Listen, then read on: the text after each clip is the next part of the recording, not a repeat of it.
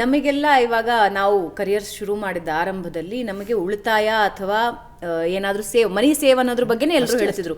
Save your ಮನಿ ಕೂಡಿ ಒಂದು FD ಇಲ್ಲ RD ಅಥವಾ ಪೋಸ್ಟ್ ಆಫೀಸ್ ನಲ್ಲಿ ಹೂಡಿಕೆ. ನಮಗೆ ನಾವು ನಮ್ಮ ಕರಿಯರ್ ಶುರು ಮಾಡಿದಾಗ ನಮಗೆ ದೊಡ್ಡವರು ಹೇಳ್ತಾ ಇದ್ದಿದ್ದು ಇಷ್ಟು ಮಾಡಿ, ಫಸ್ಟ್ ಒಂದು FD ಮಾಡು, ಫಸ್ಟ್ ಒಂದು RD ಮಾಡು, ಫಸ್ಟ್ ಪೋಸ್ಟ್ ಆಫೀಸ್ ಅಲ್ಲಿ ಒಂದು ಅಕೌಂಟ್ ತೆಗಿ, ಅಲ್ಲೊಂಚೂರು ಸೇವಿಂಗ್ ಮಾಡು ಅಂತ. ಹಾಗಾದ್ರೆ ಅದಕ್ಕೆ ಬೆಲೆ ಇಲ್ವಾ? ಇವತ್ತಿಗಿಲ್ಲ. ಓಕೆ, ನೀವು ನಾನು ಸ್ಟಾರ್ಟ್ ಮಾಡಿದ ವೇಳೆಯಲ್ಲಿ ಇತ್ತು, ನನ್ನ ಅಪ್ಪ ಅಮ್ಮನ ಕಾಲಘಟ್ಟದಲ್ಲಿ ಅದಿತ್ತು. ಹಾಗಾಗಿ ಅವರು ಅದನ್ನೇ ಹೇಳ್ಕೊಂಬಂದರು. ಇವತ್ತು ನಮ್ಮ ಅಪ್ಪ ಅಮ್ಮ ಏನಾಗಿದೆ, ಕಾಲಘಟ್ಟ ಬದಲಾಗಿದೆ. ಹಾಗಾಗಿ ಅವತ್ತಿನ ಪ್ರಶ್ನೆ ಪತ್ರಿಕೆ ಏನಿತ್ತು, ಆ ಪ್ರಶ್ನೆ ಪತ್ರಿಕೆಗೆ ಅವತ್ತು ಅವರು ಬರೆದ ಉತ್ತರ ಸರಿಗಿತ್ತು. ಅವ್ರೇನು ಮಾಡ್ತಿದ್ದಾರೆ, ಮಗನಿಗೆ ಅಥವಾ ಮಗಳಿಗೆ ಅದೇ ಪ್ರಶ್ನೆ ಪತ್ರಿಕೆ ಇದೆ ಅಂತ ಅದೇ ಉತ್ತರನ ಅಪ್ಪ ಅಮ್ಮ ನಮ್ಮ ಮೇಲೆ ಹೇಳ್ತಿದ್ರು. ಈ ಉತ್ತರ ಬರೀ ಮಗಳೇ ಇದು ಬರೀ ಸರಿಯಾಗ್ಬಿಡುತ್ತೆ ಅಂತ. ಅವ್ರು ಗೆದ್ದರು. ನಮ್ಮ ಪ್ರಶ್ನೆನೇ ಬದಲಾಗಿದೆಯಲ್ಲ. ಬದಲಾದ ಪ್ರಶ್ನೆ ಪತ್ರಿಕೆನ ನೀವು ನೋಡ್ತಾ ಇಲ್ವಲ್ಲ. ನೀವು ಅಂದರೆ ಸಾಮಾನ್ಯವಾಗಿ ನಾವೆಲ್ಲರೂ ಜನ, ನಾವು ಪ್ರಶ್ನೆ ಪತ್ರಿಕೆ ಓದಿ ಉತ್ತರ ಕೊಡಬೇಕಾಗಿರೋದು.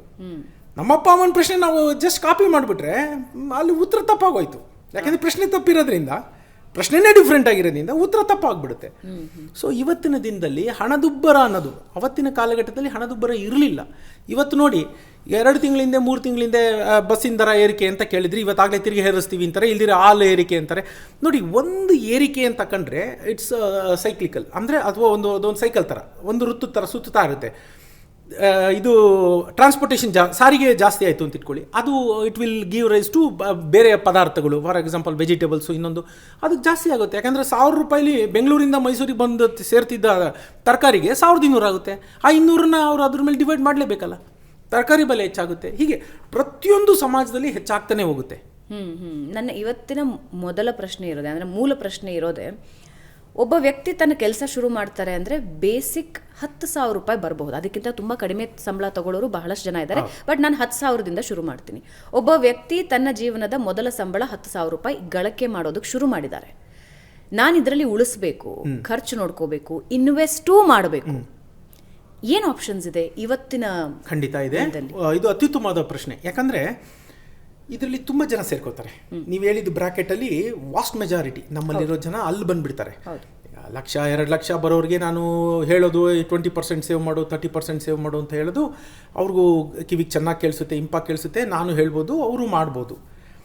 ಈ ಕಡಿಮೆ ಬಂದಾಗ ಉಳಿಸೋದು ಹೇಗೆ ಅನ್ನೋದಿದೆಯಲ್ಲ, ನಾನು ಮೊದಲೇ ಹೇಳಿದೆ ನಿಮಗೆ. ಏನು ಹೇಳಿದೆ ಹೇಳಿ, ಮನಸ್ಥಿತಿನ ನಾವು ಬದಲಾಯಿಸ್ಕೊಂಬಿಟ್ರೆ ನಮ್ಮ ಪರಿಸ್ಥಿತಿ ಬದಲಾಗುತ್ತೆ. ಈ ಪದಗಳನ್ನ ನಾನು ಕೇವಲ ಪದಗಳಾಗಿ ಹೇಳ್ತಿಲ್ಲ, ನಾನು ನನ್ನ ಬದುಕಿನಲ್ಲಿ ಅನುಭವಿಸ್ಕೊಂಡು ಅಳವಡಿಸ್ಕೊಂಡು ಈ ಮಾತುಗಳನ್ನ ಆಡ್ತಾ ಇದ್ದೀನಿ. ನೋಡೋಣ ಬನ್ನಿ. ಈಗ ನೀವು ಹೇಳಿದ್ರಿ 10,000 ರೂಪಾಯಿ, 10,000 ರೂಪಾಯಿ ಸಂಬಳ ಬರ್ತಾ ಇದೆ ಅಂದರೆ ಅವನಿಗೆ 45 ಅಂತೂ ಆಗಿರಲ್ಲ ವಯಸ್ಸು, 22 20 21 20 ವರ್ಷದ ಹುಡುಗ ಅಂತ ಅಥವಾ ಹುಡುಗಿ ಅಂತ ನಾವೊಂದು ಉದಾಹರಣೆ ತಗೊಳ್ಳೋಣ. 10,000 ಬಂದರೆ ಅವರಿಗೆ ನನ್ನ ಪ್ರಕಾರ ಇವತ್ತಿನ ದಿನದಲ್ಲಿ ಒಂದಷ್ಟು ಪ್ರತಿಶತ ಜನ ಇರ್ಬೋದು, ಅವ್ರಿಗೆ ಫ್ಯಾಮಿಲಿ ಬರ್ಡನ್ ಇರ್ಬೋದು, ಅವ್ರು ಕಾಂಟ್ರಿಬ್ಯೂಟ್ ಮಾಡಲೇಬೇಕು ಅಂತ ಇರ್ಬೋದು. ತುಂಬ ಜನಕ್ಕೆ ಇವತ್ತು ಆ ರೀತಿಯ ಭಗವಂತನ ದಯದಿಂದ ಹಣದ ಅರಿವು ಸಮಾಜದಲ್ಲಿ ಹೆಚ್ಚಾಗಿದೆ. ಅದನ್ನು ನಾವು ಅಕ್ಸೆಪ್ಟ್ ಮಾಡ್ಕೊಳ್ಳೋಣ. ರಸ್ತೆಯಲ್ಲಿ ನಿಂತಿರೋ ಕಾರುಗಳೇ ಸಾಕ್ಷಿ. ಅಲ್ಲ ಜನದ ಹತ್ರ ಎವ್ರಿಬಡಿ ಈಸ್ ಸ್ಪೆಂಡಿಂಗ್. ಯಾವಾಗ ಖರ್ಚು ಮಾಡೋಕ್ಕಾಗುತ್ತೆ? ಹಣ ಇದ್ದಾಗ. ಸೊ ಆದ್ರೂ ನಾವು ಲೆಕ್ಕ ತಗೊಳ್ಳೋಣ. 10,000ದಲ್ಲಿ ಒಂದು 50% ಜನಕ್ಕೆ ಅವ್ರಿಗೆ ಅದನ್ನು ಮನೆಗೆ ಖರ್ಚು ಮಾಡಬೇಕು, ಇಲ್ಲಿ ಅವ್ರ ಮೇಲೆ ಖರ್ಚು ಮಾಡ್ಕೊಳ್ಳೋಕ್ಕಾಗಲ್ಲ, ಉಳ್ಸೋಕ್ಕಾಗಲ್ಲ ಅಂತಲೇ ತೊಗೊಳ್ಳೋಣ. ಆದರೂ ನಾವು ಏನು ಮಾಡ್ಬೋದು ಅಂತ ನೋಡೋಣ ಬನ್ನಿ. ಇವತ್ತೇನಾಗಿದೆ, ಎಲ್ಲರ ಕೈಲೂ ಮೊಬೈಲ್ ಇದೆ. 200ರಿಂದ 300 ರೂಪಾಯಿ ನೀವು ಅದ್ರ ಮೇಲೆ ಹಾಕ್ತೀರಿ. ಏನು ಮಾತಾಡ್ತೀರಿ? ನೀವು ಆತ್ಮಸಾಕ್ಷಿಯಾಗಿ ನೀವು ಕೇಳ್ಕೊಳ್ಳಿ, ಏನು ಮಾತಾಡ್ತೀರಿ? ಮಗ ತಿಂಡಿ ಆಯ್ತಾ? ಎಲ್ಲಿದೆಯಾ ಮಗ? ಬರ್ತೀಯಾ? ಹೊಸ ಪಿಕ್ಚರ್ ಆಗೈತೆ? ಏನು ಮಾಡ್ತಾರೆ ಜನ?